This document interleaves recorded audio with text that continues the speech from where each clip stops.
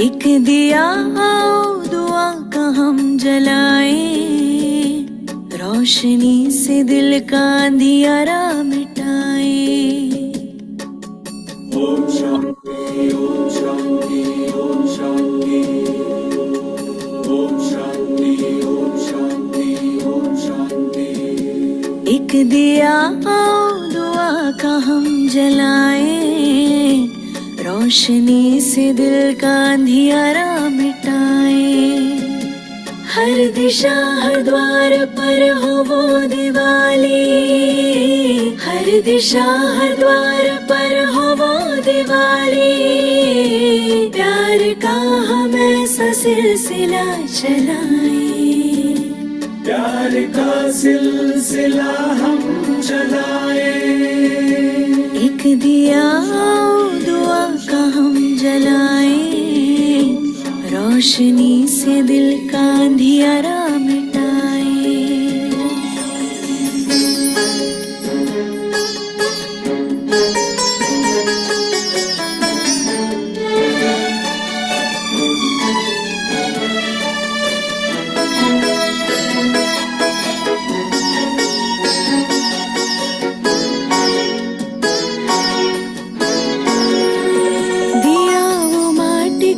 जो आंधियों से लड़ता है, तू दाता का दिया क्यों मुश्किलों से डरता है। दिया वो माटी का जो आंधियों से लड़ता है, तू दाता का दिया क्यों मुश्किलों से डरता है। ऐसे ख्यालों से जहां को जगमगाए,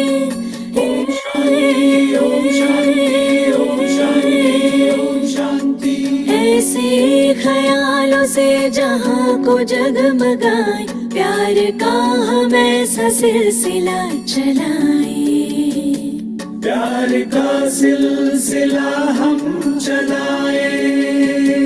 एक दिया दुआ का हम जलाएं, रोशनी से दिल का अंधियारा मिटाएं।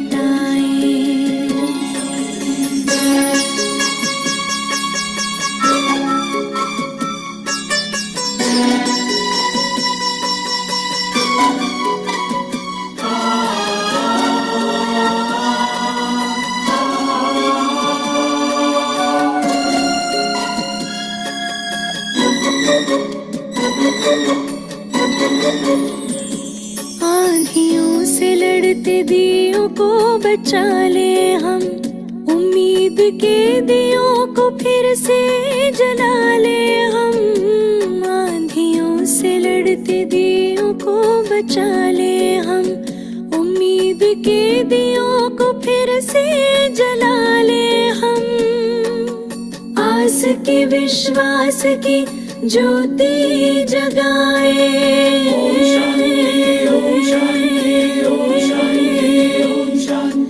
आस की विश्वास की ज्योति जगाए। प्यार का हम ऐसा सिलसिला चलाए, प्यार का सिलसिला हम चलाए।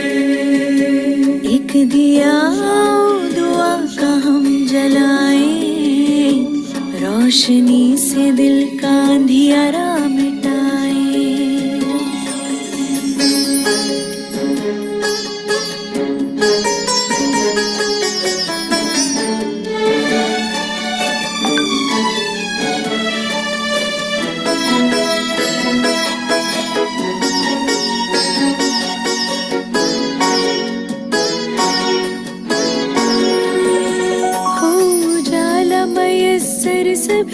के वास्ते, रहम खुदा का हो मिलने कियों के रास्ते, हो उजाला मयस्सर सभी के वास्ते, रहम खुदा का हो मिलने कियों के रास्ते। हम खुदाए नूर का दरिया बहाए, ओम शांति ओम शांति ओम शांति ओम शांति। हम खुदाए नूर का दरिया बहाए, प्यार का हम ऐसा सिलसिला चलाए, प्यार का सिलसिला हम चलाए। एक दिया दुआ का हम जलाए, रोशनी से दिल का अंधियारा मिटाए।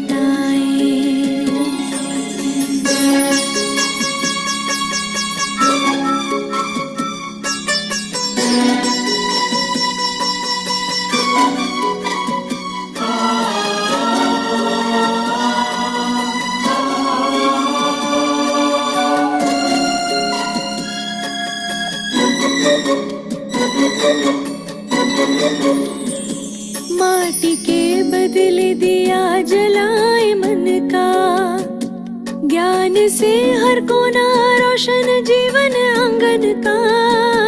माटी के बदले दिया जलाए मन का, ज्ञान से हर कोना रोशन जीवन आंगन का। प्रभु प्रेम की लगन दिल में ऐसी लगाए,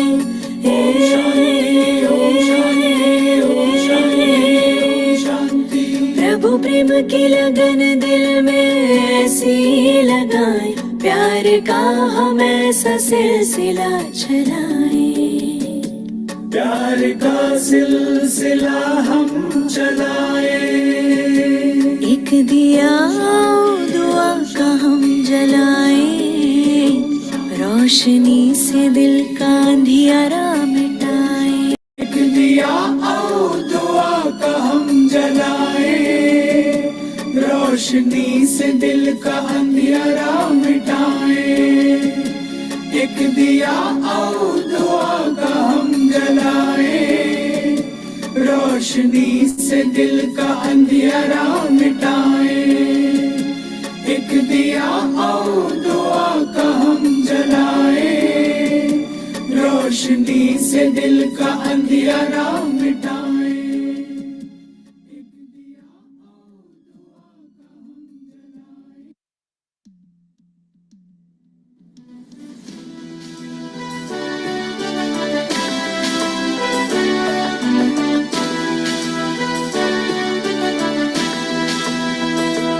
आने वाली पीढ़ी को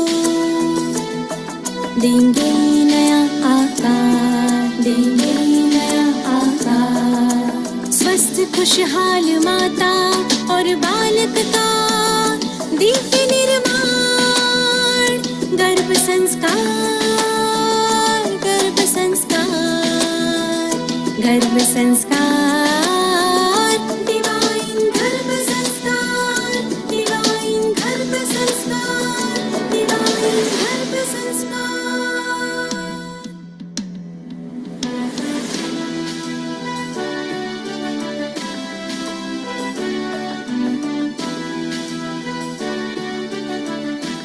To watch Divine Garbh Sanskar channel on YouTube, subscribers on youtube.com/Divine Garbh Sanskar. Just a claim for healthy, happy mother and baby.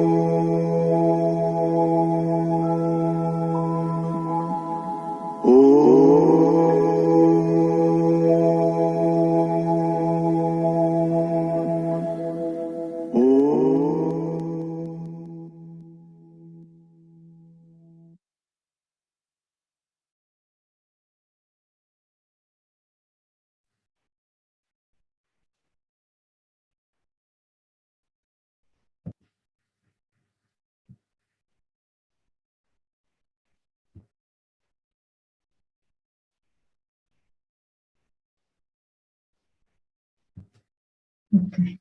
Om Shanti, good morning, golden morning. आप सभी का परमात्मा का बेहद कर मधुबन से फिर से बहुत बहुत स्वागत है आज के सेशन में। आज 20 अगस्त है और आज का जो विषय है टोटली मेडिकल विषय है। तो डॉक्टर निशा साहू जी भी हमारे साथ है। तो इस विषय पर भी कई बार जो है सेशन हो चुके हैं, बट नए लोग जो ज्वाइन हुए हैं उनके लाभ के लिए और आप लोगों को भी रिफ्रेश हो जाएगा जो पहले से एक्सिस्टिंग है, जो पहले से जुड़े हुए हैं हमारे साथ, को भी रिफ्रेश हो जाएगा। तो डॉक्टर साहब का हम इस प्रकार थोड़ा सा परिचय देंगे। आपसे पूछना।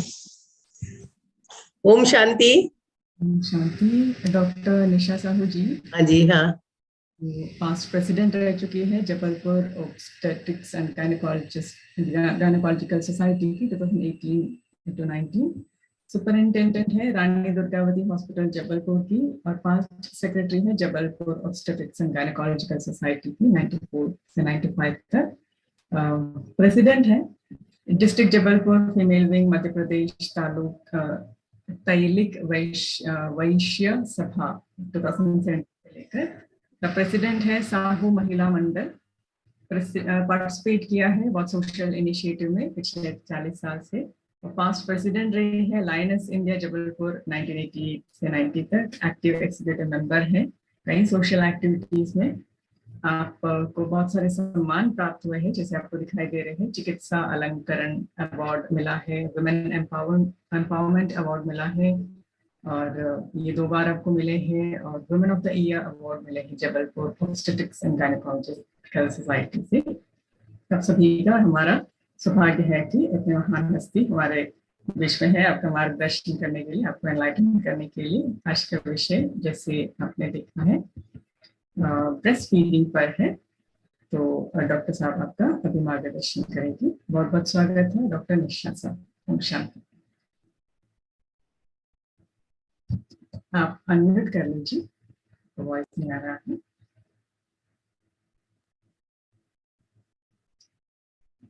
Hello, Om Shanti. Please share my screen. Yes, you are the co-host. You can share your screen. Okay.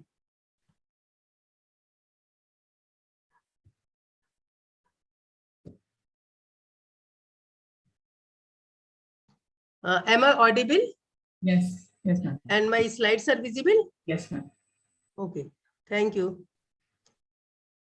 So first of all, I just give a brief introduction, rather some information about the breastfeeding. The first thing is why the breastfeeding is very much important. दूध पिलाना माता को क्यों जरूरी है? जैसा कि हम सभी जानते हैं कि जो माँ का दूध होता है वो बच्चे के लिए एक वरदान है, अतुलनीय है, अनमोल है। माँ के दूध से अच्छा कुछ भी नहीं है। और जब हम दूध पिलाना, अब हम ये देखते हैं कि डिलीवरी के पश्चात दूध पिलाना कब शुरू करें। तो इसमें अभी रिसेंटली ये बोला जाता है कि डिलीवरी के तुरंत बाद से जितना जल्दी से जल्दी हो सके दूध बच्चे को पिलाना चाहिए, लेकिन जरूरी है कि उसको जन्म के 1 घंटे के अंदर ही दूध पिला लिया जाए। बच्चा डिलीवरी के बाद जितनी जल्दी मदर के ब्रेस्ट से फीडिंग शुरू कर देगा उतना ही अच्छा स्वस्थ होगा।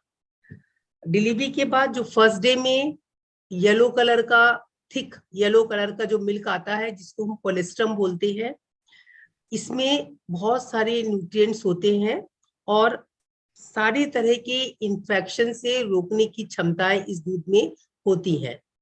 सो इस कोलेस्ट्रम को कभी भी अलग नहीं करना चाहिए। इसे बच्चे को जरूर पिलाना चाहिए। ये जो कोलेस्ट्रम होता है ये कब आता है? जनरली लोग क्या करते हैं कि डिलीवरी के बाद ब्रेस्ट को स्क्वीज करके देखते हैं, जो ये गाढ़े रंग का कोलेस्ट्रम आता है इसको डिस्कार्ड कर देते हैं, लेकिन ऐसा बिल्कुल नहीं करना है। डिलीवरी के तुरंत बाद मदर अपने ब्रेस्ट को या जो भी उसका साथी है जो उसको अटेंड कर रहा है वो ब्रेस्ट को एक बार अच्छे से गर्म पानी से क्लीन कर दे, निपिल को क्लीन कर दे। बहुत ज्यादा क्लीनिंग की आवश्यकता नहीं होती है। उसके बाद बच्चे को ब्रेस्ट से लगाए ताकि वो इस कोलेस्ट्रम को पी सके। बच्चा जब ब्रेस्ट को सक करेगा तभी ये कोलेस्ट्रम उसके मुंह पे जाएगा और ब्रेस्ट पूरा मिल्क ब्रेस्ट मिल्क बनने की जो पूरी प्रक्रिया है वो शुरू होगी। मैं आपको आगे इसके बारे में पूरा डिटेल में बताऊंगी। डिलीवरी के तुरंत बाद जितनी जल्दी से जल्दी हो सके दूध पिलाना शुरू कर दें और 6 महीने तक सिर्फ और सिर्फ माँ का ही दूध दें। Exclusive breast feeding up to 6 months of life of baby. इसके बाद 6 महीने के पश्चात उसको ऊपरी आहार हम दे सकते हैं। ब्रेस्ट फीडिंग के बहुत सारे फायदे होते हैं। जैसे कि हम देखते हैं कि बच्चे को और माँ को तो फायदा होता ही है, लेकिन साथ ही साथ पूरी सोसाइटी को भी फायदा होता है। तो अगर हम बच्चे के फायदे की बात करें तो ये जो ब्रेस्ट फीडिंग है ये कंप्लीट फूड है, बच्चे के लिए पूरा संपूर्ण खाना है। ईश्वर ने ये माता को वरदान दिया है कि बच्चे को जितने जरूरत है, जितने खाने की आवश्यकता है, उसके अनुसार ब्रेस्ट से उतना मिल्क बनता जाता है। शुरू में डे फर्स्ट में मिल्क कम बनता है, कोलेस्ट्रम आता है, उसके बाद मिल्क आना शुरू होता है, इसकी मात्रा बहुत कम होती है। लेकिन जैसे जैसे बच्चा बड़ा होता जाता है वैसे वैसे दूध की मात्रा भी बढ़ती जाती है, जिसको हम बोलते हैं कि टेलर्ड मिल्क। जिस तरह हम अपने दर्जी के पास जाते हैं और जिस नाप का कपड़ा सिलाना चाहते हैं उस नाप का कपड़ा वो सिल देता है, इसी तरह जो मदर का मिल्क होता है वो होता है। जितना बच्चे को आवश्यकता होती है 6 महीने तक की उम्र में, उतना ब्रेस्ट मिल्क को बनाती है। ये जो मिल्क होता है स्पेसिफिक होता है, मतलब माँ का दूध ह्यूमन का दूध ह्यूमन के लिए, बकरी का दूध बकरी के बच्चे के लिए, इस तरह स्पेसिफिक दूध होता है। ये जो दूध होता है ये बहुत आसानी से डाइजेस्ट हो जाता है और आसानी से एब्जॉर्ब भी हो जाता है। माँ के दूध में सारे तरह के इंफेक्शन से लड़ने की क्षमता होती है और जब माँ अपने बच्चे को दूध पिलाती है तो उसकी इमोशनल बाइंडिंग भी बच्चे के साथ हो जाती है। माँ अपने बच्चे को प्यार से निहारती है, उसको प्यार से देखती है, प्यार से सहराती है। इससे बच्चे को भी बहुत इमोशनल सपोर्ट मिलता है और दोनों के बीच की बॉन्डिंग बढ़ती जाती है और बच्चे का ब्रेन का ग्रोथ भी बेटर होता है उन बच्चों की अपेक्षा जिन्होंने माँ का दूध नहीं पिया है। अब हम माँ के फायदे के बारे में देखें तो हम देखते हैं कि ब्रेस्ट फीडिंग वाली मदर्स का जो यूट्रस होता है, जो डिलीवरी के पश्चात धीरे धीरे बढ़ के अपनी ओरिजिनल पोजीशन में आना चाहता है, वो जल्दी होता है। जो माताएं दूध पिलाती हैं उनमें इन्वोल्यूशन जल्दी होता है। प्रेगनेंसी में लेट होती है।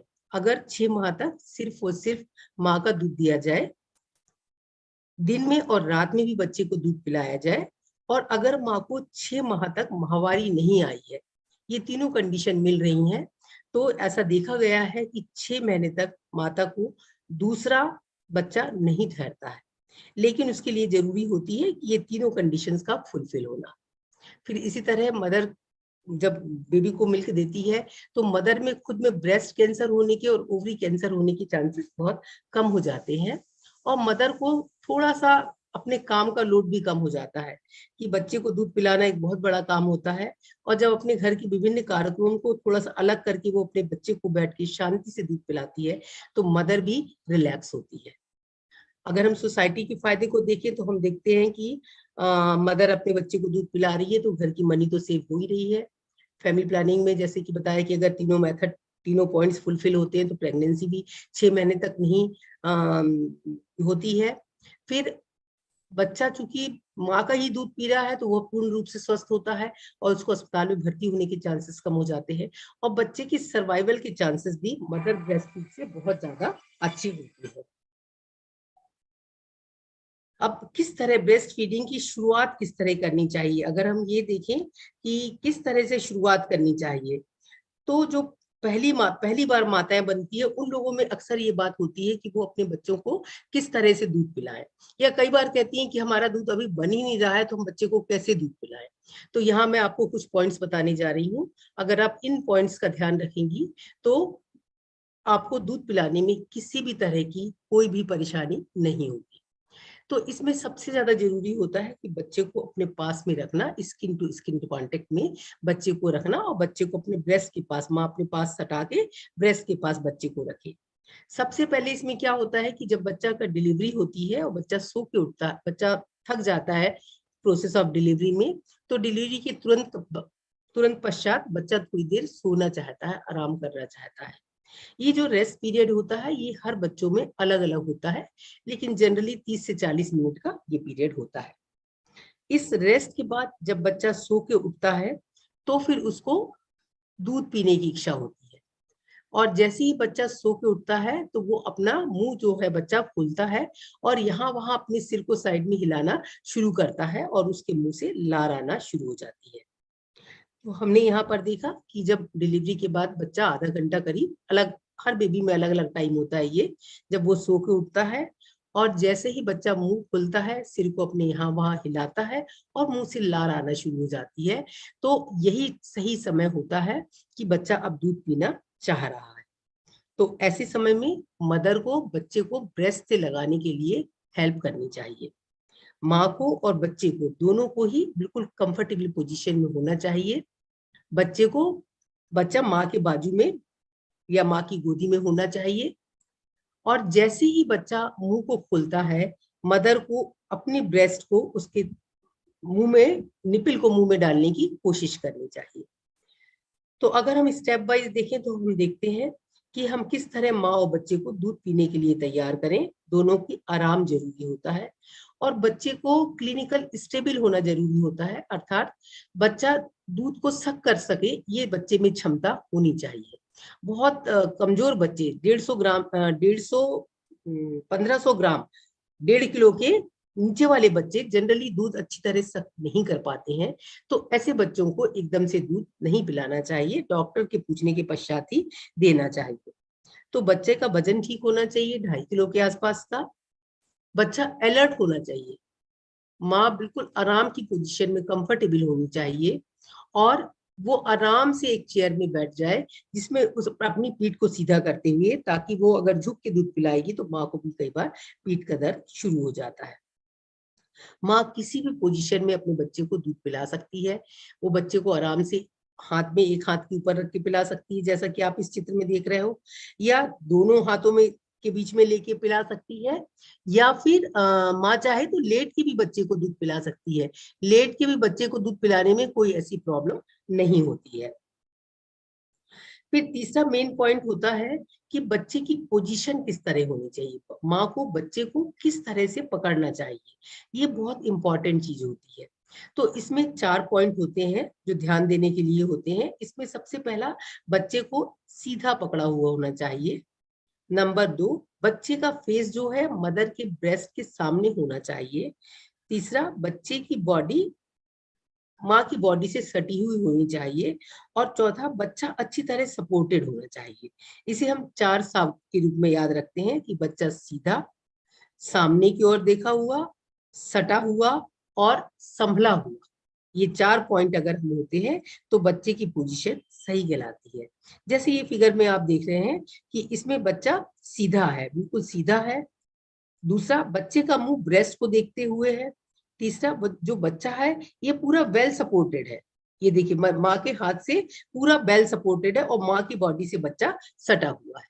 तो इस तरह ये जब ये चारों पॉइंट पूरे होते हैं तो बच्चे की पोजीशन ठीक मानी जाती है। अब हम देखें कि माँ को और क्या चीजों का ध्यान देना चाहिए। माँ को अपनी ब्रेस्ट को किस तरह सपोर्ट करना चाहिए कि बच्चे को निप्पल को सक करने में कोई परेशानी ना हो। तो इसमें सबसे पहला पॉइंट होता है कि माँ को अपनी उंगलियों को ब्रेस्ट के नीचे रखना चाहिए। जिस तरह की आप ये फिगर में देख रहे हो कि एक हाथ से माँ ने बच्चे को पकड़ा हुआ है, दूसरे हाथ का जो अंगूठा है, थंब है, वो ऊपर की तरफ है ब्रेस्ट में, एरोला के ऊपर। एरोला के ऊपर नहीं, एरोला मतलब निप्पल के चारों ओर का काला वाला भाग। तो एक फिंगर से उसने एरोला के ऊपर पकड़ा हुआ है और बाकी की जो 3 फिंगर हैं ये ब्रेस्ट को नीचे से सपोर्ट कर रही है। तो इस तरह से मदर ने अपनी फिंगर से ब्रेस्ट को सपोर्ट करके रखा हुआ है। लेकिन ये ध्यान देना यहाँ जरूरी होता है कि उंगलियां या अंगूठा एरोला या निप्पल के ऊपर नहीं होना चाहिए। फिर जैसे ही माँ ने जब वेल सपोर्टेड अपने बच्चे को अच्छी तरह कर लिया है, तो जैसे ही बच्चे माँ को थोड़ा सा उंगलियों से स्क्वीज करके थोड़ा सा दूध अपने निप्पल के ऊपर निकालना है, और जैसे ही निप्पल के ऊपर दूध आता है बच्चे को इस निप्पल से छुआना है, बच्चे के ओठों को इस निप्पल से छुआना है। और जैसे ही बच्चा निपिल से छूता है तो वो अपना बड़ा सा मुंह, जैसे कि आपके फिगर में देख रहे हो, बच्चा अपना चौड़ा बड़ा सा मुंह खोलता है और ठीक उसी समय वो पूरा एरोला तक का भाग ब्रेस्ट का मुंह के अंदर ले लेता है। तो यहाँ बहुत ध्यान देने योग्य बात है कि पहले थोड़ा सा दूध स्क्वीज करके ब्रेस्ट के ऊपर निकालना है, फिर बच्चे को छुआना है। जैसे ही बच्चा चौड़ा मुंह खोलता है, मदर को हेल्प करनी है कि पूरा निपिल और एरोला का पोर्शन बच्चे के मुंह के अंदर चला जाए। अब यहाँ एक और दूसरी बड़ी बात होती है कि अभी हमने पोजीशन देखी कि बच्चे को किस तरह से पकड़ा जाए। अब यहाँ पे आपको हम बता रहे हैं कि लैचिंग कैसी होनी चाहिए, बच्चे का माँ से अटैचमेंट कैसा होना चाहिए। ये जो अटैचमेंट है ये हमेशा गुड अटैचमेंट होना चाहिए, तभी बच्चा सही तरीके से दूध को सक कर पाएगा। तो इसमें सबसे बड़ा पॉइंट होता है, इसमें भी 4 पॉइंट होते हैं। इसमें सबसे पहला पॉइंट होता है कि जो एरोला वाला भाग है, काला वाला भाग है निपिल की चारों ओर का, ये पूरा का पूरा बच्चे के मुंह के अंदर होना चाहिए। किन्हीं किन्हीं महिलाओं में ये वाला जो काला ब्लैक पोर्शन होता है ये थोड़ा ज्यादा चौड़ा होता है, और ऐसी कंडीशन में अगर थोड़ा सा भाग बच्चे एरोला का दिख भी रहा है तो नीचे का भाग नहीं दिखना चाहिए, ऊपर का भाग दिख सकता है। अर्थात जो ब्लैक वाला एरोला का पोर्शन है वो बच्चे के मुंह के अंदर जितना ज्यादा से ज्यादा अंदर होगा, बच्चा उतनी अच्छी तरह से दूध पिएगा। तो हमने देखा पहला पॉइंट, एरोला बच्चे के मुंह के अंदर होना चाहिए। दूसरा पॉइंट, बच्चे का मुंह वाइड ओपन होना चाहिए, पूरी तरह मुंह बच्चे का खुला हुआ होना चाहिए। तीसरा पॉइंट, जो नीचे का ओंठ है ये बाहर की ओर निकला हुआ होना चाहिए, इवर्टेड, जैसे कि चित्र में दिख रहा है, चौड़ा खुला हुआ मुंह और लोअर लिप इज इवर्टेड, बाहर की ओर है। और चौथा पॉइंट, बच्चे की चिन मदर की ब्रेस्ट से टच होना चाहिए। तो ये जो 4 पॉइंट है ये अटैचमेंट के पॉइंट्स हैं। एरोला मुंह के अंदर, wide open mouth, lower lip everted and the chin touches the breast. और अगर ये चारों पॉइंट होते हैं तो हम कहते हैं कि बेबी का अटैचमेंट गुड अटैचमेंट है। जैसे कि फिगर में दिखाया गया है, इस वाली फिगर में जहाँ पुअर अटैचमेंट है, यहाँ पर देखिए बच्चा सिर्फ निपिल को चूस रहा है। जब बच्चा निपिल को चूसेगा तो पूरी मात्रा में दूध उसके मुंह के अंदर नहीं जाएगा, क्योंकि जो दूध इकट्ठा होता है वो यहाँ पर, आगे आपको इसकी संरचना बताई जाएगी कि ब्रेस्ट मिल्क कैसे बनता है, लेकिन जो दूध इकट्ठा होता है वो यहाँ पर ब्लैक पोर्शन में आके इकट्ठा होता है। और जब बच्चा इस पूरे ब्लैक पोर्शन को मुंह के अंदर डाल के चूसता है तो जहाँ पे दूध भरा हुआ है वहां से दूध निकलता हुआ निपिल के सहारे बच्चे के मुंह के अंदर आ जाता है। तो सिर्फ निपिल चूसने को हम बोलते हैं पुअर अटैचमेंट, जो नहीं होना चाहिए। और ये चारों पॉइंट को अगर फुलफिल कर रहा है बच्चा तो this is a good attachment, और हमेशा बेबी का ब्रेस्ट से गुड अटैचमेंट ही होना चाहिए। सो क्या क्या कॉजेज हैं, अब अगर हम बात करें कि ऐसे क्या कॉजेज हैं जो पुअर अटैचमेंट करते हैं कि बच्चा अच्छे से अटैच नहीं हो पाता है ब्रेस्ट पे, तो इसमें सबसे पहला पॉइंट होता है कि यूज ऑफ फीडिंग बॉटल्स। अक्सर डिलीवरी के पश्चात माताएं बोलती हैं कि दूध नहीं आ रहा और वो ऊपरी दूध पिलाना शुरू कर देती हैं बच्चे को बॉटल से या चम्मच से। तो फिर क्या होता है, ऊपर से जब हम दूध पिलाते हैं बच्चे को तो बच्चे को मेहनत कम करनी पड़ती है। अगर दूध पिलाने की पूरी प्रोसेस देखी जाए तो बच्चा जब निपिल और एरोला को चूसता है तो इस चूसने की प्रक्रिया में बच्चे को मेहनत करनी होती है। मेहनत से बच्चा चूसता है, चूस के वो मुंह में अपने मुंह के अंदर दूध को जमा करता है और उसके बाद निगलता है, और निगलने के बाद 1 सेकंड को थोड़ा सा आराम करता है। जब हम उसको ऊपर का टॉप फीड देने लगते हैं तो इस समय क्या होता है कि बच्चे को चूसने की प्रक्रिया, जो सबसे मेहनत वाली प्रक्रिया है, वो नहीं करनी पड़ती। बच्चा सीधे मुंह के अंदर दूध गया, उसमें गुटका और सांस ली, फिर मुंह के अंदर दूध गया और गुटका और सांस ली। तो जो मेहनत का काम है वो नहीं करना पड़ता है। तो आपका बच्चा आपसे ज्यादा होशियार है। वो जब वो ये सोचता है कि जब बिना मेहनत की हमको दूध पीने को मिल रहा है तो हम मेहनत क्यों करें, तो फिर वो चूसना ही बंद कर देता है। इसलिए बहुत जरूरी है कि टॉप फीड ना दी जाए, और स्पेशली बॉटल से तो दूध बिल्कुल ना पिलाया जाए। दूसरा, इनसफिशिएंट मिल्क पुअर अटैचमेंट का कारण होता है कि माँ को एक्सपीरियंस नहीं है, किस तरह बच्चे की पोजीशन देना, किस तरह ब्रेस्ट को होल्ड कराना, ये माँ को नहीं पता है, इसके कारण वो नहीं दूध पिला पा रही है। और एक रीजन होता है इन्वर्टेड निपिल, मतलब निपिल अगर अंदर की ओर धसे हुए हैं तो भी पुअर अटैचमेंट होता है।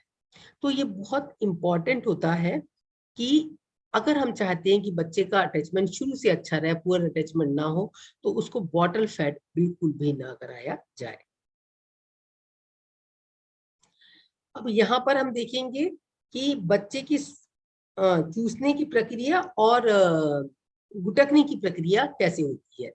तो इसमें दो चीजें बोलते हैं कि इफेक्टिव सकिंग। इफेक्टिव सकिंग का मतलब होता है बच्चा अच्छी तरह से दूध को चूस रहा है, और अगर ऐसा नहीं है तो वो इनइफेक्टिव सकिंग है। तो इफेक्टिव सकिंग में क्या होता है कि बच्चा पहले जब निपिल और एरोला वाला पोर्शन बच्चे के मुंह में डालता है तो वो गहरे, स्लो और डीप, धीमे और गहरी तरह से उसको चूसता है, मुंह के अंदर दूध आता है, निगलता है और फिर उसको रुक जाता है। ये थोड़ी देर की प्रक्रिया होती है, और अगर ऐसा नहीं हो रहा है तो वो इनइफेक्टिव सकिंग है। इनइफेक्टिव सकिंग होगी तो भी बच्चे को सही मात्रा में दूध नहीं मिल पाएगा। अब अक्सर माताएं ये पूछती हैं कि जो उनका दूध है वो बच्चे के लिए सफिशिएंट हो रहा है या नहीं हो रहा, समझ में नहीं आ रहा है कि बच्चा का पेट भर पा रहा है नहीं। अक्सर कहती हैं कि बच्चा तो हमारा भूखा ही रह जाता है। तो आप क्या चीज देखें जिससे आपको पता चले कि आपका जो ब्रेस्ट मिल्क है वो बेबी के लिए सफिशिएंट है। इसमें सबसे पहला पॉइंट है, अच्छा यहाँ पर ये बताया है कि कितने बार बच्चे को दूध पिलाया जाए। बच्चे को 2 से 3 घंटे के अंदर दूध पिलाना चाहिए। On demand feeding. On demand feeding का मतलब होता है कि जब भी बच्चा रोता है उसे दूध पिलाना चाहिए, और ये 2 से 3 घंटे में होती है, और अगर हम 24 घंटे में देखें तो ये 8 से 10 बार होती है। और इसमें रात में भी एक बार दूध पिलाना, बच्चे को कम से कम एक बार बच्चे को दूध पिलाना जरूरी होता है। अब जो भी हम बात कर रहे थे कि बच्चे का जो आपका ब्रेस्ट फीड मिल्क है वो बच्चे के लिए एडुकेट है या नहीं, तो उसके लिए ये 4 पॉइंट देखने हैं। पहला पॉइंट है कि बच्चे को 24 घंटे के अंदर 6 से 8 बार तक यूरिन जाना चाहिए। नंबर 2, दूध पीने के पश्चात 2 से 3 घंटे आराम से सोना चाहिए। और नंबर 3, बच्चे का प्रतिदिन 10 से 15 ग्राम पर केजी पर डे वेट का बढ़ना चाहिए। और 2 हफ्ते के पश्चात बच्चे का वजन जो है वो जिस समय जन्म हुआ है उस वजन के बराबर हो जाना चाहिए। बच्चे का डिलीवरी के दूसरे पश्चात वेट थोड़ा सा कम होता है, और अगर बच्चे को सही मात्रा में दूध मिल रहा है तो 2 हफ्ते के बाद में बच्चे का वजन जन्म के वजन के बराबर हो जाएगा। तो अगर आप चेक करना चाहते हो कि आपका दूध सही है कि नहीं, तो आपको देखना होगा 6 से 8 घंटे में, 24 घंटे में 6 से 8 बार वो यूरिन जाए, दूध पीने के बाद 2-3 घंटे आराम से सोए और उसका वजन बढ़ रहा हो। सिर्फ और सिर्फ माँ का ही दूध देना है, जिसको हम बोलते हैं एक्सक्लूसिव ब्रेस्ट फीडिंग। ये एक्सक्लूसिव ब्रेस्ट फीडिंग बहुत इंपॉर्टेंट होती है। डिलीवरी के पश्चात 1 घंटे के अंदर जरूरी है बच्चे को दूध पिला देना। कोलेस्ट्रॉल को जो बिल्कुल भी नहीं फेंकना है। बच्चे को मदर के पास ही रखना है। 6 माह तक ऊपरी कुछ भी नहीं देना है, ना घुट्टी, ना शहद, ना ग्रेप वाटर, उसे कुछ भी नहीं देना है। और बच्चे को संभव हो सके, बच्चे को ऐसा करना ही है कि पहले एक ब्रेस्ट से पूरा दूध पिला दे, और फिर उसके बाद अगर बच्चा भूखा है तो दूसरी ब्रेस्ट को दे। कई बार माताएं करती हैं कि दोनों ब्रेस्ट से थोड़ा थोड़ा दूध पिलाती हैं। ऐसा नहीं करना चाहिए। और ऐसा क्यों? क्योंकि जो ब्रेस्ट मिल्क होता है वो 2 तरह का होता है। जो पहले का ब्रेस्ट मिल्क होता है वो थोड़ा पतला होता है, और जो पीछे का ब्रेस्ट मिल्क होता है वो थोड़ा गाढ़ा होता है, उसमें प्रोटीन के कंटेंट थोड़े ज्यादा होते हैं। और अगर मदर दोनों ब्रेस्ट से एक साथ दूध पिलाएगी तो ये देखा कि बच्चे ने हर बार दोनों बारी पतला पतला दूध पिया। गाढ़ा दूध जिसमें प्रोटीन ज्यादा था वो बच्चा पी ही नहीं पाया। तो कई बार इसके चलते भी बच्चे का वजन प्रॉपर नहीं बढ़ पाता है। तो जरूरी है कि पहले एक ब्रेस्ट से पूरा दूध पिला दें। बच्चे का पेट भर गया है तो नेक्स्ट टाइम दूसरी ब्रेस्ट को पहले पूरी तरह पिला दें। और अगर ऐसा लगता है कि बच्चा बीच में भूखा रह गया, दूसरा ब्रेस्ट से भी दूध देना है, तो फिर आप दे सकते हैं। बॉटल का या पैसिफायर, चुस्नी वगैरह जो दे देते हैं बच्चे, उसका उपयोग बिल्कुल नहीं करना चाहिए। अब अगर आपका मिल्क सही नहीं हो रहा है जो हमने आपको बताया कि आपको चेक करना है कि आपका मिल्क बच्चे के लिए सही है या नहीं।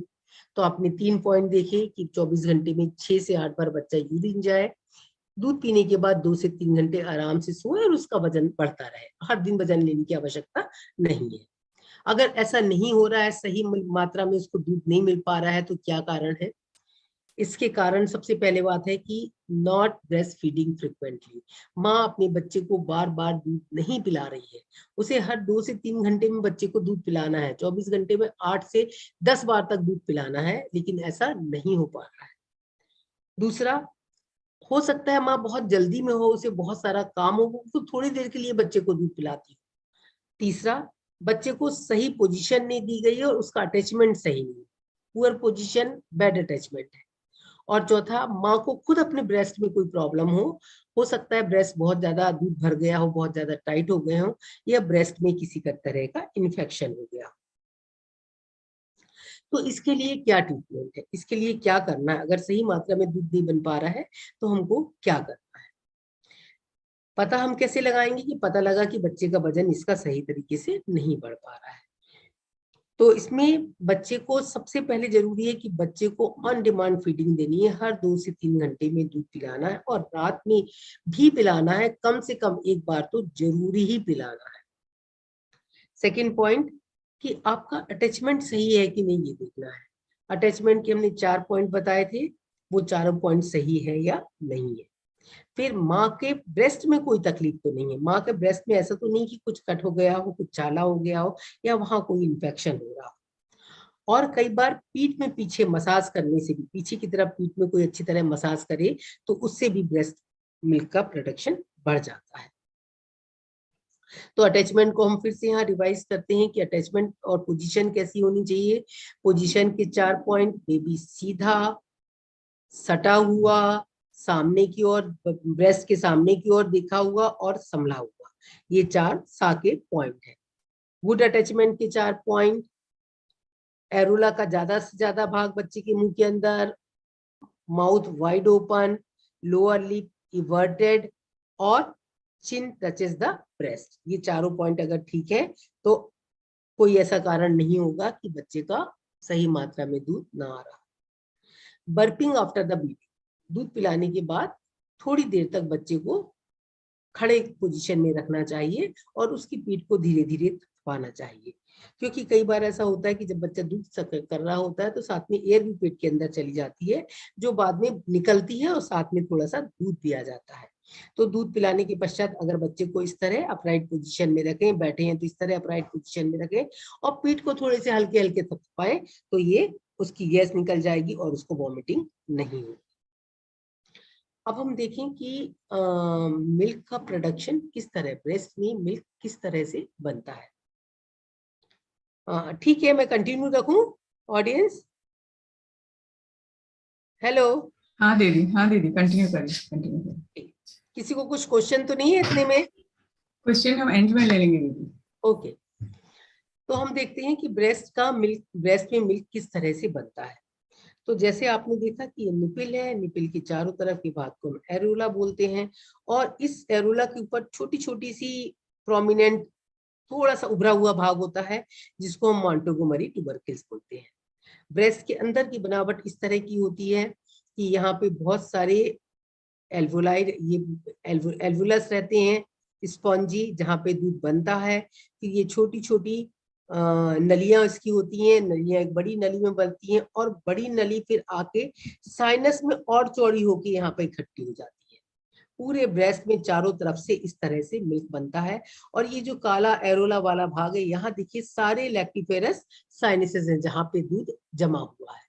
तो इसलिए हम कहते हैं कि जब बच्चे का मुंह इसके अंदर तक यहाँ तक आएगा तभी वो इस साइनसेस को दबा पाएगा और यहाँ पे एकत्रित दूध जो है वो उसके मुंह पे निपिल के थ्रू आ सकेगा। ये ब्रेस्ट की इस तरह की संरचना होती है।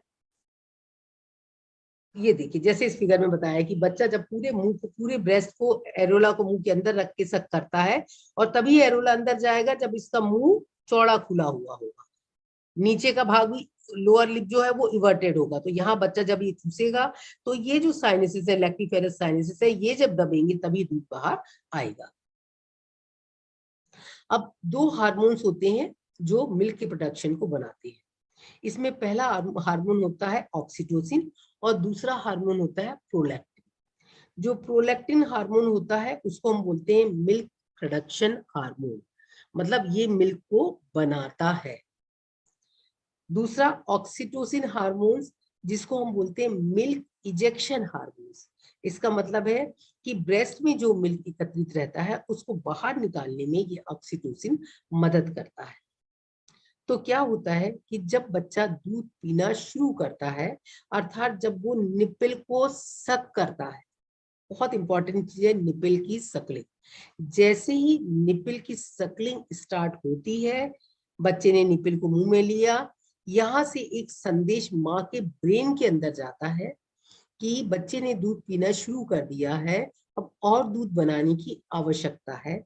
और दिमाग से प्रोलैक्टिन हार्मोन रिलीज होता है जो मदर के ब्लड के थ्रू ब्रेस्ट में आता है और ब्रेस्ट में मिल्क बनाने की प्रक्रिया शुरू हो जाती है। और जब बच्चा सक करता है तो ऑक्सीटोसिन भी रिलीज होता है और ये हेल्प करता है कि यहाँ एकत्रित ब्लड बच्चे के मुंह में अच्छी तरह से चला जाए। तो ऑक्सीटोसिन मिल्क इजेक्शन रिफ्लेक्स होता है। ये कब काम करता है? दूध पिलाने के दौरान और जस्ट दूध पिलाने के पहले। ये जब बच्चा दूध चूस रहा है और उसके जस्ट शुरू के समय ऑक्सीटोसिन हार्मोन ब्लड में आता है और ये हेल्प करता है कि दूध ब्रेस्ट से बाहर निकले। और जब दूध ब्रेस्ट से बाहर निकल जाता है, ब्रेस्ट एम्प्टी होने लगता है, तो फिर एक रिफ्लेक्स दिमाग में जाता है कि अब दूध वहां से खाली हो रहा है और मिल्क बनाओ। तो ये ऑक्सीटोसिन, बच्चे ने दूध पीना शुरू किया, दिमाग में एक संदेश गया सेंसरी इंपल्स के द्वारा, यहाँ से ऑक्सीटोसिन रिलीज हुआ, ऑक्सीटोसिन ब्रेस्ट में आया और ब्रेस्ट मिल्क जो है बच्चे के मुंह में जाने लगा। और ये ऑक्सीटोसिन मदद करता है यूट्रस को भी इन्वोल्यूट करे, यूट्रस को भी कांटेक्ट करे ताकि यूट्रस अपनी नॉर्मल पोजीशन में आ सके। ये जो ऑक्सीटोसिन रिफ्लेक्स होता है, जिसको मिल्क इजेक्शन, मिल्क बाहर निकलने का रिफ्लेक्स बोलते हैं, ये रिफ्लेक्स स्टिमुलेट होता है, बढ़ जाता है जब माँ अपने बच्चे को बहुत प्यार से देखती है, उसे प्यार से निहारती है, बच्चे की आवाज सुनती है, थोड़ा सा आवाज करती है, उसको खिलाती है और बच्चे की आंख से आंख मिलाती है। तो क्या होता है, और माँ खुद बहुत कॉन्फिडेंट होती है कि हाँ, मेरा दूध बहुत अच्छी तरह बन रहा है और मेरे बच्चे के लिए ये सफिशिएंट दूध हो रहा है। तो ये चार चीजें जब होती हैं तो दूध बनने की, ऑक्सीटोसिन इजेक्शन रिफ्लेक्स बढ़ जाता है, दूध निकलने की क्षमता बढ़ जाती है। और अगर मदर टेंस है, बरी है, उसको किसी तरह का दर्द है या वो अपने आप में कॉन्फिडेंट नहीं है, उसको कुछ मन में डाउट है कि पता नहीं मेरा दूध बनेगा या नहीं बनेगा, बच्चे का पेट भरेगा या नहीं भरेगा, तो ऑटोमेटिकली इन सब चीजों से मिल्क इजेक्शन रिफ्लेक्स कम हो जाता है। तो क्या जरूरी होता है कि जब बच्चे को माँ दूध पिलाने बैठे तो एक तो बहुत आरामदायक स्थिति में बैठे, आराम से बैठे, कोई जल्दीबाजी ना करे, बच्चे को प्यार से देखे, प्यार से कुछ आवाज करे, उसकी आंखों में आंखें मिलाए, बिल्कुल कॉन्फिडेंट रहे कि नहीं, मैं अपने बच्चे को अच्छे से दूध पिला रही हूँ। और अगर वो ईश्वर की याद में बैठती है तो इससे अच्छा तो कुछ हो ही नहीं सकता, क्योंकि ईश्वर की याद में बनाया हुआ कोई भी खाना प्रसाद स्वरूप होता है। और अगर मदर जब बच्चे को दूध पिला रही है और उसका मिल्क बच्चे के मुंह के अंदर आ रहा है और वो ऐसा सोचती है कि ईश्वर का वरदान है, ईश्वर मेरे साथ है, ईश्वर की याद मेरे साथ है, तो ऐसा ही इन्हीं भावनाओं से युक्त दूध बच्चे के मुंह में जाएगा और वहां वो उसका इमोशनल क्वोशेंट, स्पिरिचुअल क्वोशेंट को बहुत अधिक बढ़ाएगा। अब अगर हम दूसरे रिफ्लेक्स की बात करें, प्रोलैक्टिन रिफ्लेक्स, तो क्या होता है कि जब बच्चे का ऑक्सीटोसिन रिफ्लेक्स से जब बच्चे के मुंह के अंदर दूध चला गया और ब्रेस्ट एम्प्टी होने लगा, तो एक रिफ्लेक्स सेंसरी इंपल्स के द्वारा फिर ब्रेन में गया ऊपर और ब्रेन से प्रोलैक्टिन हार्मोन रिलीज हुआ, जो ब्लड के थ्रू आता हुआ फिर से ब्रेस्ट में गया और ब्रेस्ट में दूध बनाने की प्रक्रिया को चालू कर दिया। ये जो होता है हार्मोन, जो होता है प्रोलैक्टिन हार्मोन रिफ्लेक्स, ये किन चीजों से बढ़ता है? Early initiation of breast feeding. जैसा कि आपको पहले बताया था कि डिलीवरी के बाद जल्दी से जल्दी माँ को बच्चे को दूध पिलाना चाहिए, लेकिन जरूरी है कि 1 घंटे के अंदर पिला दिया जाए। दूसरा, अटैचमेंट गुड होना, गुड सकिंग का होना, बार बार दूध पिलाना और ब्रेस्ट का खाली होना। जब तक ब्रेस्ट खाली नहीं होगा, जब तक प्रोलैक्टिन हार्मोन ब्रेन से नहीं बनेगा। तो दूध बनाने की प्रक्रिया में दो चीजें बहुत जरूरी है। पहला, निपिल को चूसना। बच्चा जब निपिल को चूसेगा, ब्रेस्ट खाली होगा, तो फिर कंटिन्यूअस दूध बनता रहेगा। तो जो माताएं कहती हैं कि हमको तो दूध आ ही नहीं रहा, हम बच्चे को क्या पिलाएं, तो उनके लिए ये आंसर है कि जब तक बच्चा दूध चूसेगा नहीं, दूध बनने की प्रक्रिया खाली नहीं होगी, शुरू ही नहीं होगी। और प्रक्रिया एक बार शुरू हो गई, ब्रेस्ट में दूध आ गया, और जब तक ये दूध खाली नहीं होगा, जब तक और दूध नहीं बनेगा। तो ये एनहांसिंग फैक्टर होते हैं जिससे बनने की प्रक्रिया, दूध बनने की प्रक्रिया बढ़ जाती है। इसी तरह कुछ ऐसे रीजन होते हैं जिनसे कम हो सकती है।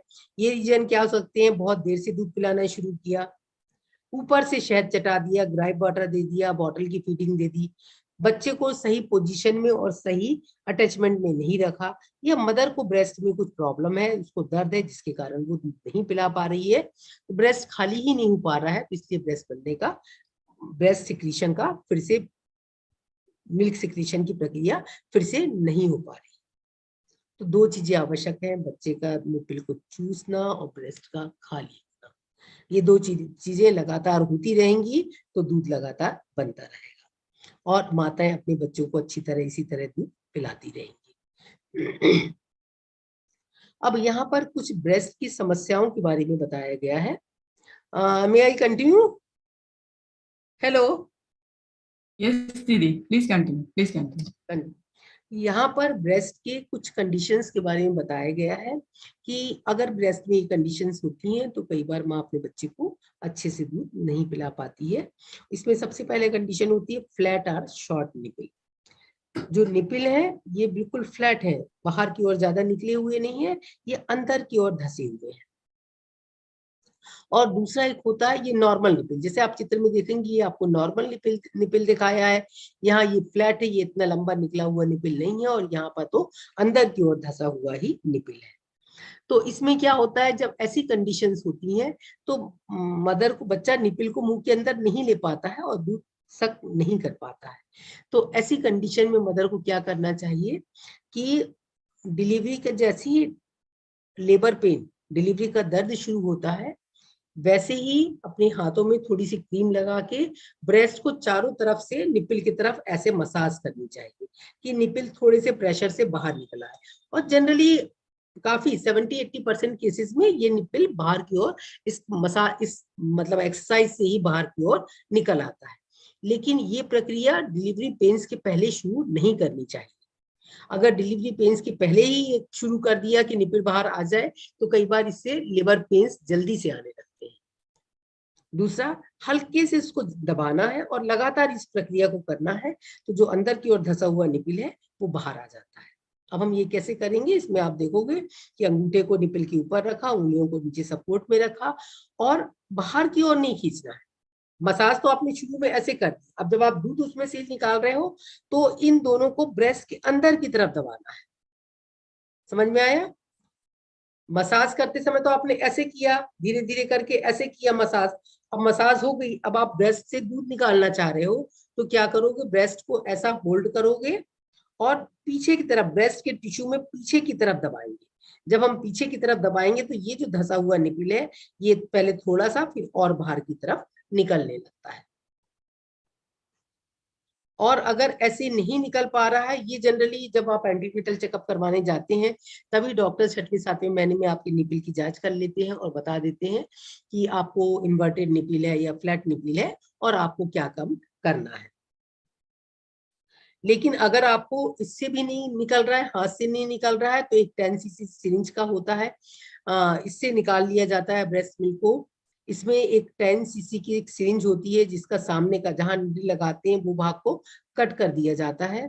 इसका पिस्टन निकाल के इस जो कट वाला भाग है यहाँ के मुंह से अंदर कर दिया जाता है और ये जो फ्लैट वाला भाग है ये निपिल के ऊपर ऐसा रखा जाता है और पीछे की तरफ इसको हम खींचते हैं तो एक नेगेटिव प्रेशर क्रिएट होता है जिससे अंदर धसा हुआ निपिल बाहर निकल आता है और माँ फिर बच्चे को आसानी से दूध पिला सकती है।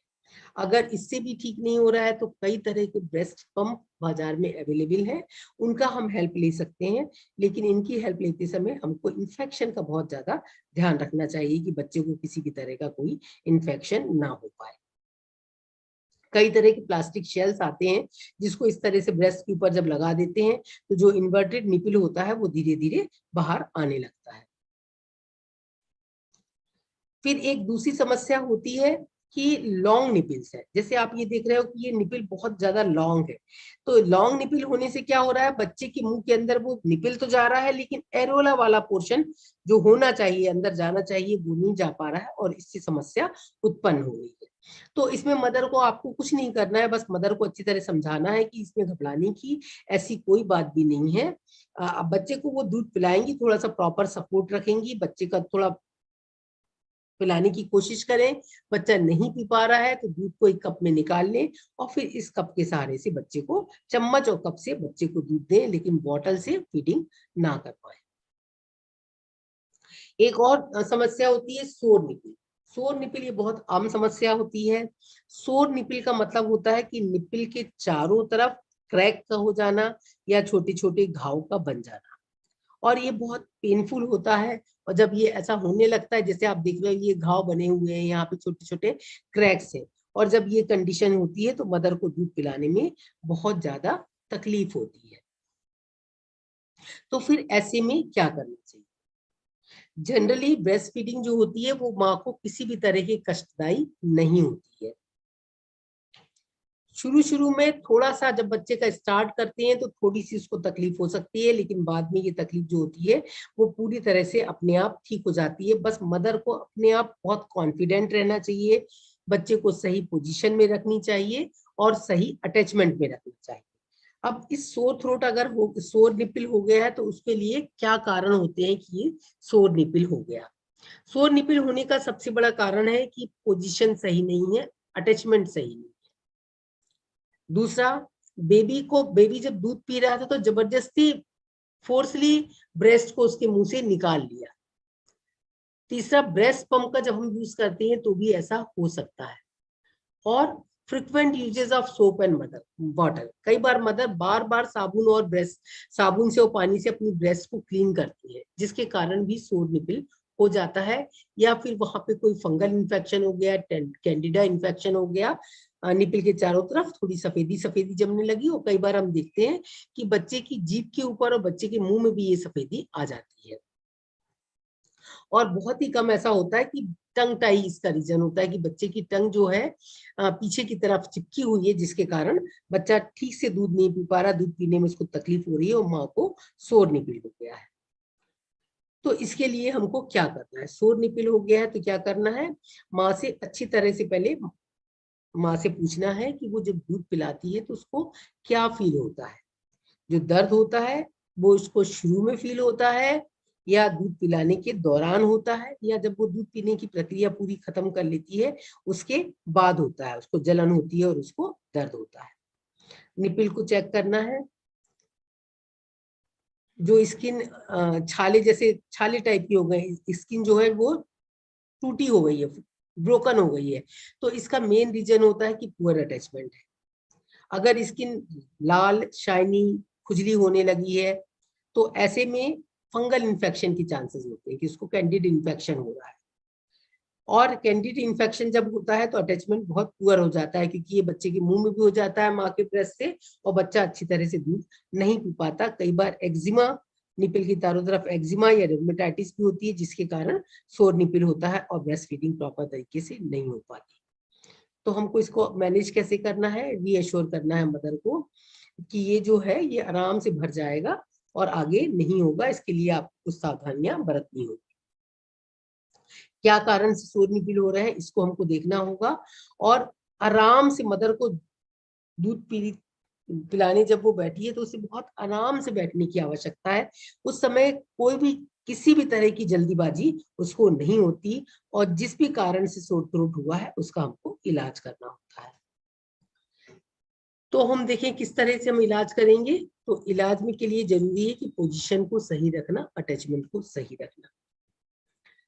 पीछे का जो दूध पिलाने के बाद जो पीछे का गाढ़ा दूध होता है वो अगर माँ अपनी ब्रेस्ट में निपिल के चारों तरफ एरोला के ऊपर लगा दे तो ये जो क्रैक्स और हील्स होती हैं ये बहुत हद तक बढ़ जाती है।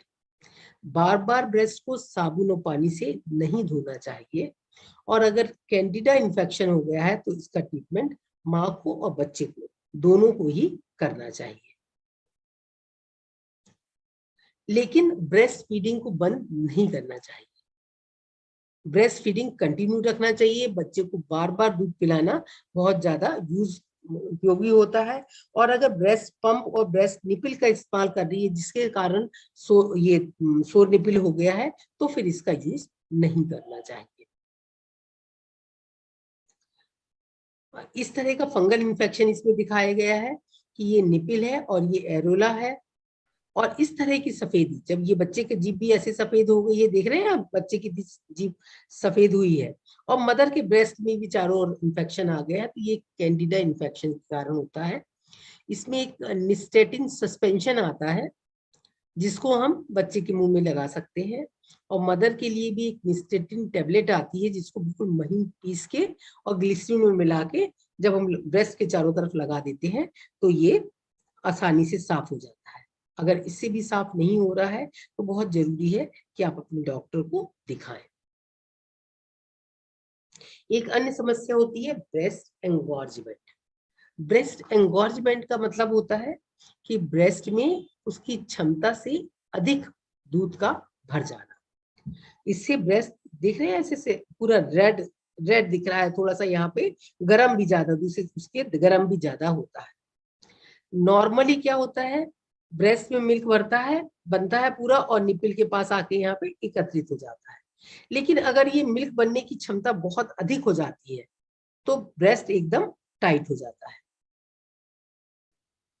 ये जनरली मिल्क प्रोडक्शन जो होता है डिलीवरी के दूसरे और तीसरे दिन से बढ़ना शुरू हो जाता है और अगर दूध पिलाने में देरी करी या बार बार बच्चे को दूध नहीं पिलाया या उसको ऊपर का टॉप मिल्क दे दिया गया तो कई बार ब्रेस्ट एंगॉर्जमेंट होने का डर होता है। इसमें जो ब्रेस्ट होती है वो स्वेलन हो जाती है, हार्ड, गरम, वार्म एंड पेनफुल हो जाती है एंड दिस इज देन, इसको बोलते हैं हम एंगॉर्ज ब्रेस्ट।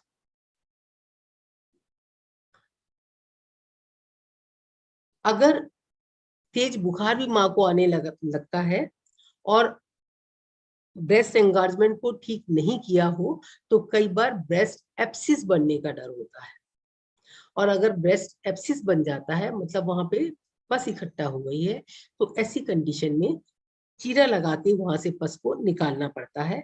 लेकिन ब्रेस्ट फीडिंग तब भी हम कंटिन्यू कर सकते हैं। अगर घाव सीधे निपिल या एरोला के ऊपर है तभी उसी कंडीशन में आप दूध नहीं पिला पाएंगे। लेकिन अगर ब्रेस्ट में कहीं और ये घाव है और बच्चा जब मुंह के अंदर निपिल और एरोला को ले रहा है उस एरिया में नहीं आ रहा है तो ब्रेस्ट एप्सिस के दौरान भी आप बच्चे को मिल्क फीड कर सकते हैं।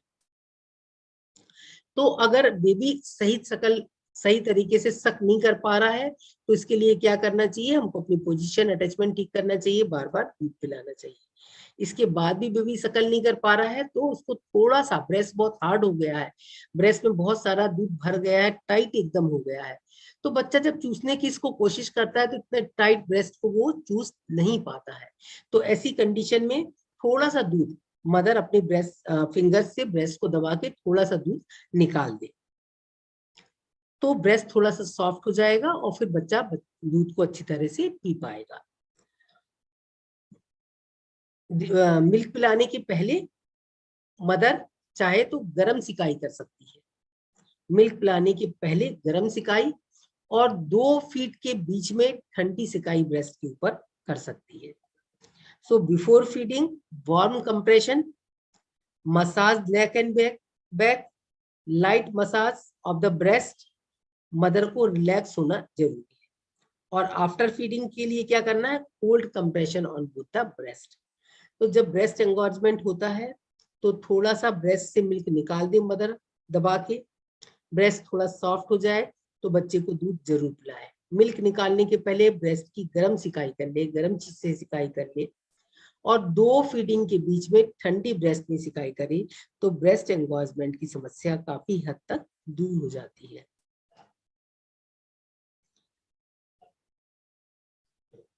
Thank you. अब आपको किसी को कुछ प्रश्न पूछना है तो आप पूछ सकते हैं, किसी के मन में कुछ भी डाउट है या कोई कुछ चीज पूछना चाहता है तो आप पूछ सकते हो। शांति दीदी का बहुत बहुत धन्यवाद करेंगे। किसी को भी क्वेश्चन है तो आप हैंड रेज कर सकते हैं या फिर चैट में लिख सकते हैं, हम पूछेंगे अभी। आपको किसी भी ब्रेस्ट फीडिंग से रिलेटेड या अपने से डिलीवरी के पश्चात भी जो पोस्ट पार्टम पीरियड होता है उससे रिलेटेड कुछ भी प्रॉब्लम लगे हैं तो यू कैन आस्क।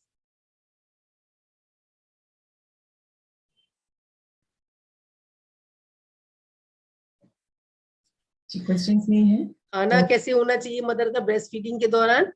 मदर को बहुत ज्यादा पानी पीना चाहिए। ब्रेस्ट फीडिंग लैक्टेशन एक ऐसा पीरियड होता है जहां पर सबसे ज्यादा कैलोरीज की आवश्यकता होती है। सबसे ज्यादा प्रेगनेंसी डिलीवरी के बाद भी जो सबसे ज्यादा कैलोरी की आवश्यकता है वो लैक्टेशन के समय की है। तो इस समय जरूरी है कि मदर भरपूर अच्छा खाना खाए, बार बार खाना खाए और पानी भी बहुत अधिक मात्रा में पिए। तो इससे न्यूट्रिशन मदर का अच्छा रहेगा, तो ब्रेस्ट मिल्क बनने में और आसानी होगी।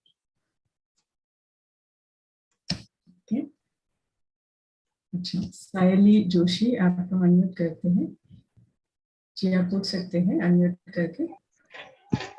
Hello sister, Om Shanti sister. Om Shanti. Sister, मेरी जो बेटी है 1 मंथ की है, 1 मंथ की है, तो वो वाइल ब्रेस्ट फीडिंग वो जब उसको बहुत भूख लगती है तो वो ओवर एक्साइटेड होती है और उसको चोक होता है, चोकिंग होता है। अच्छा।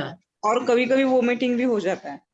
हाँ, तो देखिए इसमें पहले जरूरी है कि बच्चे को ना हर 2-3 घंटे में आपको दूध पिलाना है।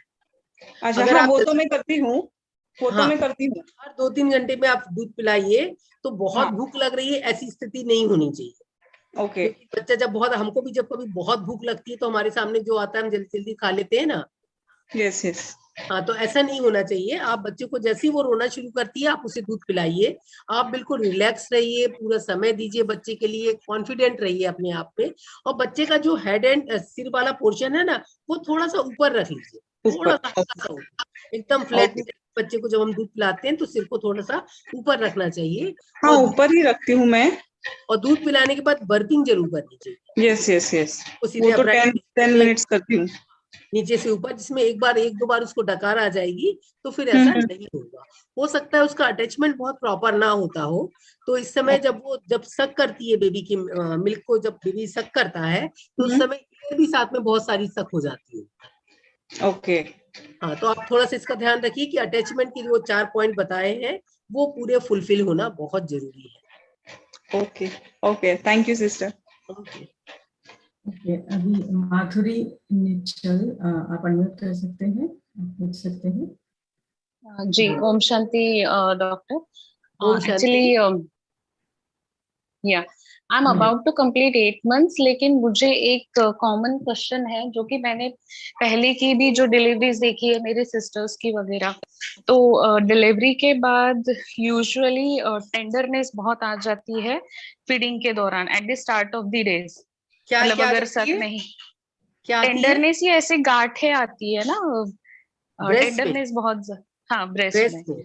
हाँ हाँ हाँ, जैसे बेबी ज्यादा सक नहीं कर रहा है तो गांठें बन जाती है दूध की।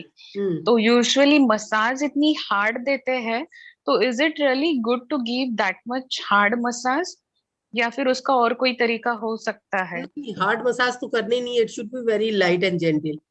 It should never be hard, क्योंकि नेवर बी हार्ड। ये बोलते हैं कि वो गांठें अगर वैसी ही रह जाती है तो it will convert to cancer in the future. So is that true? No, it is not true. Actually में व्हाट हैपन, पहले अगर बच्चा दूध नहीं पी पा रहा है पूरी तरह, ब्रेस्ट में ज्यादा दूध इकट्ठा हो रहा है, इसका मतलब है कि उसको ब्रेस्ट एंगॉर्जमेंट हो रहा है। ओके, ब्रेस्ट एंगॉर्जमेंट हो रहा है तो इस समय ब्रेस्ट स्वेलन लगेगा, रेड लगेगा, थोड़ा वार्म भी लगेगा। और बच्चा टाइट बहुत हो गया है तो बच्चा पी भी नहीं पाएगा, सक भी नहीं कर पाएगा ब्रेस्ट से। तो ऐसे समय में जरूरी है कि पहले गर्म सिकाई की जाए ब्रेस्ट से, थोड़ा सा ब्रेस्ट से मिल्क को बाहर निकाल दिया जाए, ब्रेस्ट थोड़ा सॉफ्ट हो जाए तो फिर बेबी को फीड कराया जाए। And in between the 2 feedings there should be the cold compression of the breast.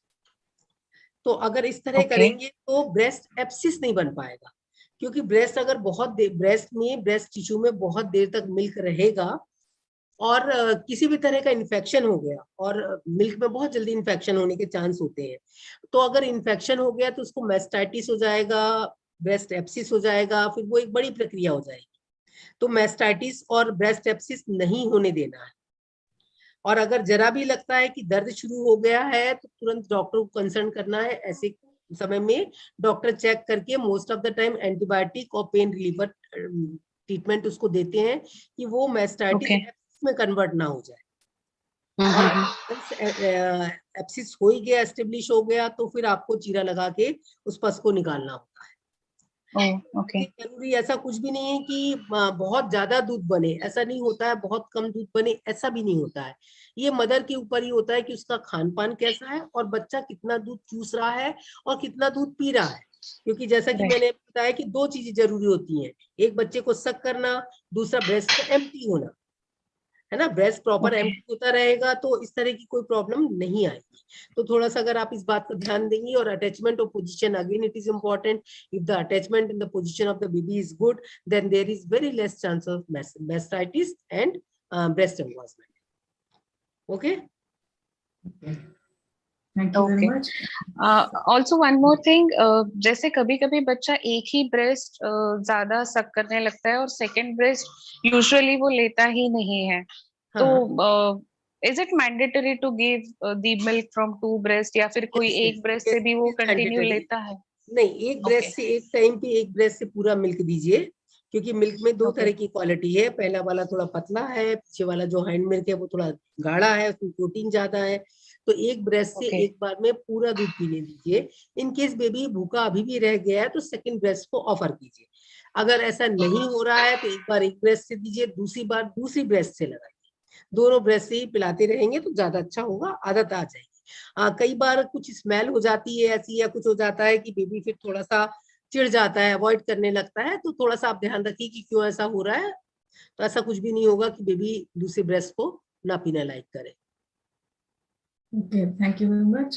Sai सिरी आप पूछ सकती हैं। साई सिरी आप अनम्यूट कर सकते हैं, पूछ सकते हैं।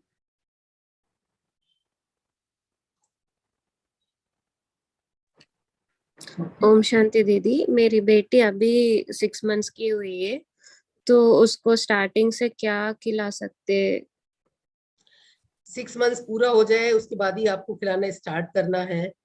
6 मंथ तक सिर्फ ब्रेस्ट मिल्क देना है, nothing is to give in my mouth, neither the water, ना एनी ग्रेप वाटर, हनी, कुछ भी नहीं। 6 महीने जब वो पूरी कर लेती है तो फिर आप उसको ग्रेजुअली स्टार्ट कीजिए। ब्रेस्ट फीडिंग तो कंटिन्यू रखना है, लेकिन बीच बीच में आप उसको धीरे धीरे शुरू कीजिए कि दाल का पानी एक्चुअली में नहीं, पहले थोड़ी सी पतली दाल दे दीजिए, दाल का कंटेंट भी उसमें होना चाहिए, पानी पानी नहीं। फिर धीरे धीरे उसकी थिकनेस को बढ़ाते जाइए। बच्चे को खिलाने की थिकनेस ऐसी होनी चाहिए कि वो बहुत ज्यादा पतला भी ना हो और बहुत ज्यादा गाढ़ा भी ना हो। बहुत पतला होगा तो कोई न्यूट्रिएंट्स बच्चे के शरीर पे नहीं जा पाएंगे, और बहुत गाढ़ा होगा तो बच्चे को हो सकता है कि सॉलो करने में थोड़ी सी प्रॉब्लम हो। तो बीच की कंसिस्टेंसी रखना है कि नाइदर थिन नाइदर सॉलिड। इस कंसिस्टेंसी में आप बच्चे को खिलाना शुरू करिए। आप बॉइल्ड आलू अच्छी तरह बॉइल करके उसको मैश करके दे सकते हैं, एप्पल को मैश करके दे सकते हैं, दाल का पानी दे सकते हैं। फिर ग्रेजुअली इस प्रक्रिया को बढ़ाते जाइए। फिर इसको धीरे से सूजी का पतला बना हुआ हलवा आप उसको खिला सकती हैं। दाल चावल को खूब अच्छी तरह मैश करके या ग्राइंड करके थोड़ा थोड़ा, मतलब एकदम से एक ही दिन में सब कुछ शुरू नहीं करना है, धीरे धीरे बढ़ाते हुए। 1 साल का जब बच्चा होता है तो उसको घर में जो भी खाना बड़े लोग खाते हैं, थाली में जितना भी खाना होता है उतना सब खाना बच्चे को खाना होता है। क्वांटिटी उसकी बहुत कम होगी, लेकिन variety of the food should be equal to the adult. तो 1 साल तक आते आते बच्चे को पूरा बड़ों के जैसे खाने का, सारी चीजें खाने की आदत होनी चाहिए। तो इससे उसका लीवर मजबूत रहेगा और उसको आंतों की बीमारियां, लीवर की बीमारियां होने के चांसेस बहुत कम होंगे। लेकिन इट शुड बी ग्रेजुअल बढ़ाइए। 6 मंथ्स के बाद शुरू कीजिए, धीरे धीरे धीरे उसका रोज कुछ कुछ एक स्टेप आप आगे बढ़ते जाइए। कि आज फर्स्ट डे आपने मान लीजिए बॉइल्ड एप्पल उसको दिया है, शाम को उसको बॉइल्ड पोटैटो दिया है, तो कल उसको दाल मिक्स करिए, परसों दूसरे दिन की दाल में थोड़ी सी दाल की थिकनेस और बढ़ा दीजिए। ऐसे 2-2, 3-3 दिन में उसका ग्रेजुअल बढ़ाते जाइए। तो बेबी डाइजेस्ट आराम से करता जाएगा। और एक क्वेश्चन दीदी, मेरी दीदी का बेटी अभी 11 मंथ्स है और उसको कब से लाइक सॉल्ट सॉल्ट और शुगर कब से पिला दे सकते हैं? तो 6 मंथ्स के बाद से सब देना है। 6 मंथ्स के बाद से सारा टेस्ट वही होना सॉल्ट चाहिए। मिर्ची बस अपन कहते हैं कि मिर्ची मत दो, बहुत स्पाइसेस मत दो। साल्ट और शुगर तो शुरू से ही देना है 6 मंथ्स के बाद से ही। मिर्ची कब दे सकते हैं? मिर्ची अभी स्टार्ट कर सकते हैं 11th मंथ से? मिर्ची मत दीजिए, तीखा लगेगा। थोड़ा सा। खिला के देखिए, अगर वो टेस्ट वो कर लेता है तो। कुछ बच्चे तो बड़ा तीखा खा लेते हैं, बड़े जितना तीखा खाते हैं बच्चे भी उतना ही तीखा खा लेते हैं। लेकिन तीखा वगैरह बहुत अवॉइड नहीं कीजिए, क्योंकि एक बार तीखे का टेस्ट बच्चे के मुंह में आ जाता है तो फिर वो तीखा ही खाना चाहता है। ओके ओके दीदी, थैंक यू। ओके और बेबीज को फ्रूट्स दिला सकते हैं ना? जैक फ्रूट क्या बेबीज खा सकते हैं? क्योंकि हम मदर्स खाए तो गैस प्रॉब्लम होते बोलते ना। ड्राई फ्रूट्स की इतनी एकदम से आवश्यकता नहीं है, थोड़ा बहुत आप देना चाहो तो दे सकते हो, थोड़ी बहुत कम क्वांटिटी में। सब चीज, जो चीज बड़े खाते हैं वो बच्चा खा सकता है। ग्रेजुअल उसको बढ़ाइए और क्वांटिटी थोड़ी कम रहेगी बस। ऐसा कुछ ओके भी नहीं है कि ये दे सकते हैं ये नहीं दे सकते, ऐसा कुछ भी नहीं है। आपको बहुत ड्राई फ्रूट देने का मतलब है तो आप कभी उसमें हलवा बनाइए। Normal fruits. हाँ, सारे फ्रूट्स आप दे सकते हो, कोई प्रॉब्लम नहीं है। और एक बार ओके बच्चा छोटे से खाने लगेगा तो उसका डाइजेशन वैसे हो जाएगा। मेरी ग्रैंड डॉटर थी, मेरी डॉटर बाहर रहती थी, ग्रैंड डॉटर मेरे पास रहती थी और वो 4 मंथ्स की थी। गर्मी का समय आया तो उसको मैंगो शेक हम लोग पी रहे थे, उसको भी मैंगो शेक पिलाया मैंने। मेरा बड़ा गिलास था, उसका छोटा गिलास था बस। ओके। लेकिन बोलते हैं ना 6 मंथ्स तक का कुछ भी नहीं देना, ओनली ब्रेस्ट वो में तो फीड। उसको 4 मंथ्स में इसलिए दिया कि उसकी मदर बाहर थी, उसको ब्रेस्ट मिल्क नहीं मिल रहा था, उसको top. Okay okay okay okay otherwise okay 6 months तक कुछ भी नहीं देना है। ओके ओके दीदी। मतलब मेरे बोलने का मतलब ये था कि 4 मंथ्स का बेबी भी ले लेता है, देना नहीं है। हाँ, आपकी लेकिन सिचुएशन ऐसी है कि जरूरत आपका पड़ा तो दे दी। है, तब हाँ मदर पास में नहीं है तभी। हाँ। अदरवाइज तो मदर का मिल्क ही देना ओके ओके, थैंक यू। है। ओके। ओके डॉक्टर अमृता है कि आप अनम्यूट कर सकती हैं, पूछिए। ओम शांति मैम। ओम शांति। मैम रात में अगर बेबीज को हाथ में लेना डिफिकल्ट होता है ब्रेस्ट फीडिंग के लिए, तो ऐसे सुला के लेटा के ब्रेस्ट फीड कर सकते हैं? हाँ बिल्कुल बिल्कुल दे सकते हैं, लेकिन आपको हाँ थोड़ा सा ध्यान रखना पड़ेगा कि कई बार क्या होता है कि मदर ज्यादा बेबी के ऊपर झुक जाती है। बेबी तो अभी बहुत सॉफ्ट है, उसकी नोज नहीं प्रेस होनी चाहिए, है ना। हाँ छोटा हाँ। लेट के आप दूध पिला सकती है, मदर लेट के दूध पिला सकती है, इसमें कोई भी ऑब्जेक्शन नहीं है। परंतु just be a little careful कि ओके मैम। थोड़ा और सा एलिवेशन, हेड एंड एलिवेशन रखना पड़ेगा क्या? हेड एलिवेशन में थोड़ा रखना पड़ेगा। छोटा सा सॉफ्ट कितना? तकिया बच्चे को, या कुछ मोटा कपड़ा फोल्ड करके उसके तकिए उसके हेड के नीचे रखिए। फिर आप दूध रात में दूध पिलाना चाहिए। रात में, क्योंकि जो प्रोलैक्टिन होता है हार्मोन, मिल्क प्रोडक्शन हार्मोन, वो रात में ज्यादा बनता है। हाँ, तो इसलिए रात रात में में अगर जैसे ब्रेस्ट 2-3 केयर घंटे ठीक के होगी गैप तो में। ज्यादा प्रोलैक्टिन बनेगा, ज्यादा मिल्क बनेगा। हाँ, तो थोड़ा सा एलिवेशन चल जाएगा ना, मतलब हाँ, एक बिल्कुल थोड़ा, छोटा बिल्कुल सा थोड़ा, क्वेश्चन। बिल्कुल थोड़ा। हाँ, कि ओके। और सालों में ऐसा ना हो कि वो रेस्पिरेटरी ट्रैक्ट में चला जाए।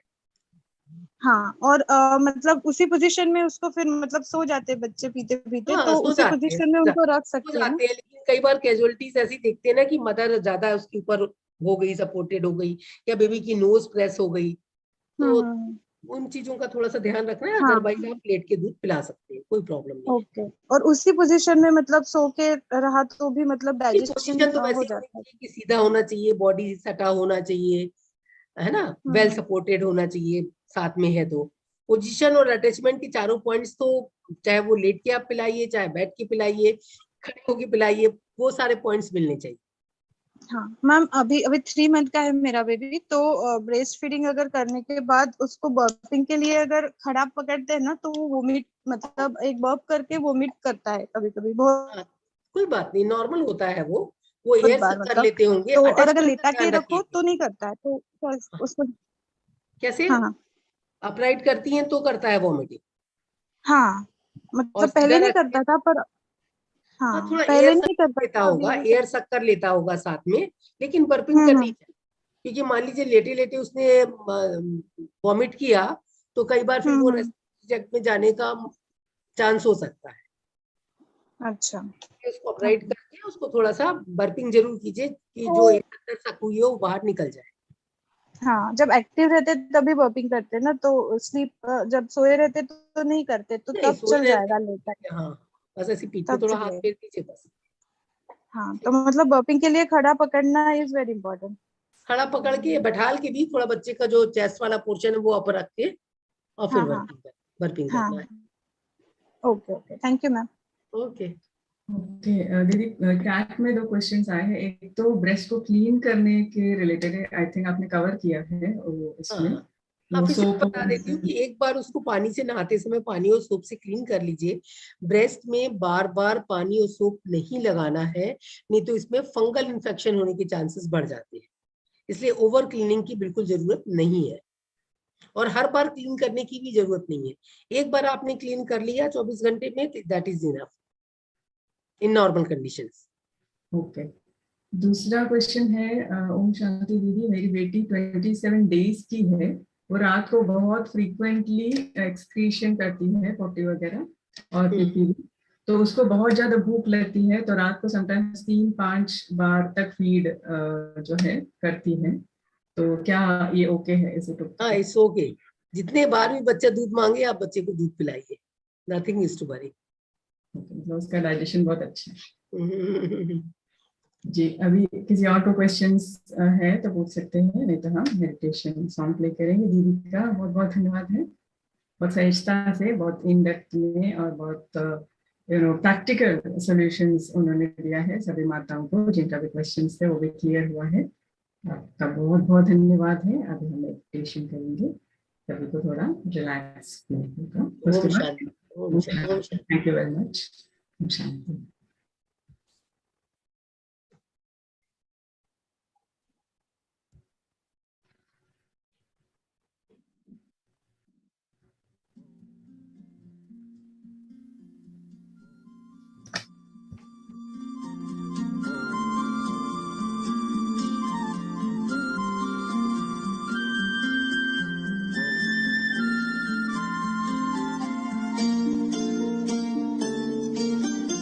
जीवन की राहों में तुमसे उजेरा, प्रेम का प्रकाश मेरे प्राणों में बिखेरा, आंचल में भर के कहा लाल मेरा, आंचल में भर के कहा लाल मेरा, धन्यवाद तेरा प्रभु, धन्यवाद तेरा, धन्यवाद तेरा प्रभु, धन्यवाद तेरा, धन्यवाद धन्यवाद धन्यवाद तेरा, धन्यवाद धन्यवाद धन्यवाद तेरा।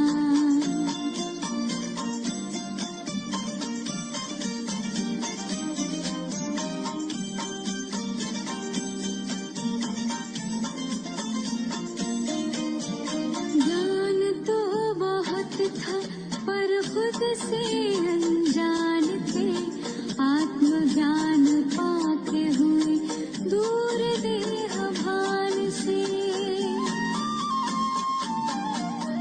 ज्ञान तो बहुत था पर खुद से अनजान थे, आत्मज्ञान पाके हुए दूर देह भान से।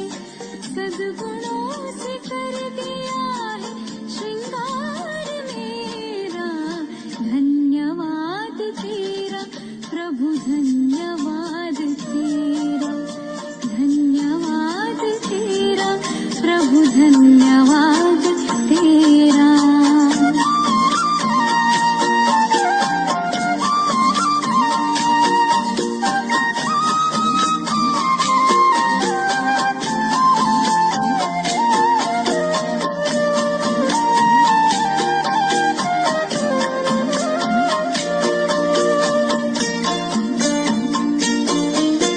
सत्यता की शक्ति से हम तो निडर हो गए, पवित्रता का बल मिला हम तो अमर हो गए, पग पग पर देते हो प्रभु साथ मेरा, धन्यवाद तेरा प्रभु, धन्यवाद तेरा, धन्यवाद तेरा प्रभु, धन्यवाद तेरा।